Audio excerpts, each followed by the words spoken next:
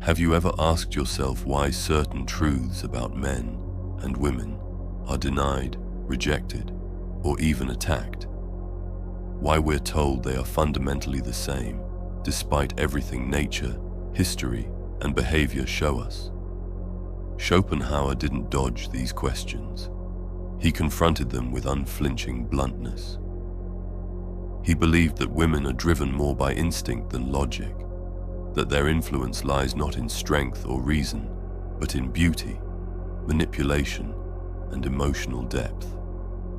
To him, love wasn't some profound union, but a biological mirage, a temporary trick of nature, not a recipe for lasting joy.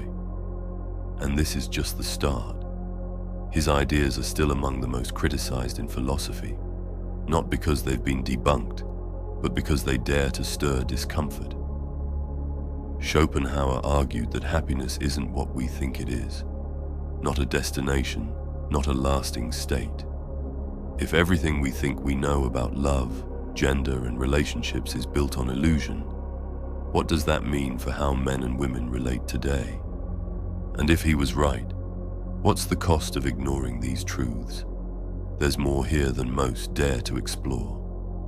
Few of Schopenhauer's ideas are as debated and condemned as his thoughts on women. His stance was cutting, direct, and to many, deeply offensive. Yet despite the outrage, he wasn't just venting bitterness. He believed his arguments rested on biological and psychological realities. To him, women were governed by nature's instinct, not higher reason, led by emotion and desire more than logic. Men, on the other hand, he saw as driven by ambition, intellect, and the pursuit of greatness. Women, he believed, focused on comfort, security, and appearances rather than grand ideals. These views weren't formed in a vacuum. Schopenhauer lived during a time when women were barred from intellectual life, reinforcing his belief that they lacked a calling toward deep thinking. His strained relationship with his mother and failed romances added to his negative view, yet he insisted his argument wasn't about culture or society, but nature itself. Even now, his views remain disturbing. In an age that champions equality, the idea that men and women are fundamentally different in instinct and cognition is widely dismissed. But Schopenhauer didn't aim to flatter. He aimed to reveal what he believed was reality. Whether you agree or not, his questions remain. Are we shaped solely by society, or are we resisting biological truths?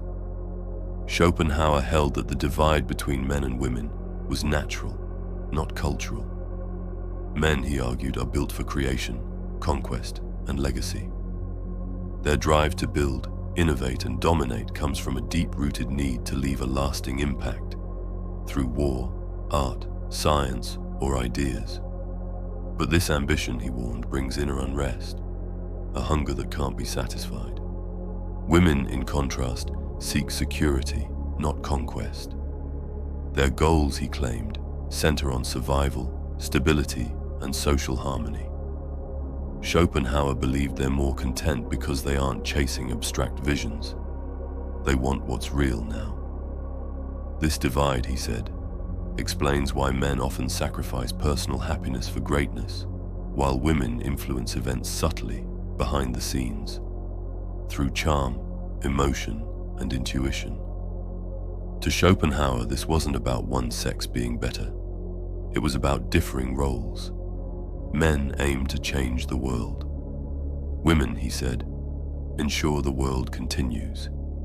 He saw men using strength and intellect to dominate openly, while women used influence and emotion to shape those who lead. Their power, he argued, wasn't loud. It was strategic. Women sway decisions not with force, but with suggestion, subtlety, and carefully crafted illusion. Beauty was one of their strongest tools, according to Schopenhauer. Fleeting, but potent. It draws attention, offers social and romantic leverage. But beauty alone isn't enough. It works in tandem with emotional intuition, the ability to read people, anticipate needs, and manipulate situations to achieve desired outcomes. This unseen power, he argued, directs relationships, families, and even political outcomes. This influence, he claimed, extended far beyond the personal. While men ruled in name, women often ruled in silence, whispering in ears, pulling strings behind thrones. Schopenhauer didn't frame this as weakness, but as a different form of dominance. Men build kingdoms, women shape kings. Power, he believed, isn't always in the spotlight. Sometimes it sits just behind it. One of the starkest differences Schopenhauer saw between the sexes was their relationship with time. Men live in the future, building, planning, chasing legacy. Women, he said, live in the now, focused on the immediate, the tangible, the secure. To him, this wasn't a flaw, it was nature's design. Women, more grounded in reality, seek comfort and connection. They don't gamble everything on a distant dream. Men, by contrast, often sacrifice well-being in pursuit of vision. This drive, while heroic, is also self-destructive, a source of misery masked as purpose. That contrast, future versus present, shapes relationships, choices, and priorities. Schopenhauer believed women naturally sought stability, not uncertain greatness. In social settings, he saw them choosing favorable conditions in the moment over abstract debates or ideological battles. Even their desires, he said, were rooted in what brings satisfaction now, not in existential reflection or philosophical pondering. But is this a flaw or a deeper kind of wisdom? Is chasing the now more intelligent than chasing a fantasy? Is ambition a noble trait or another form of torment? Schopenhauer didn't answer. He merely posed the question. Men live for what could be. Women, he said, master what is. When it came to love, Schopenhauer tore off the romantic mask. He didn't see it as a divine union, but as biological trickery. A clever design of nature meant to ensure reproduction. What we call love, he argued, is instinct, not spiritual, not eternal. Men are drawn to beauty and youth not for romance, but fertility. Women seek strength and status not for love, but for safety and support. He claimed both men and women use deception in love, often unconsciously. Men promise affection for access to intimacy. Women offer affection to secure protection. It's a game, one they both play without always realizing it. Once love serves its evolutionary purpose, its intensity fades. What felt eternal becomes empty. Romance dies. The illusion collapses. Love, Schopenhauer said, isn't pure. It's programmed. Despite how harsh this sounds, his goal wasn't cynicism, it was clarity. If love is an illusion, then romance is built on sand. And once you see it, the foundation crumbles. Poets write about eternal love.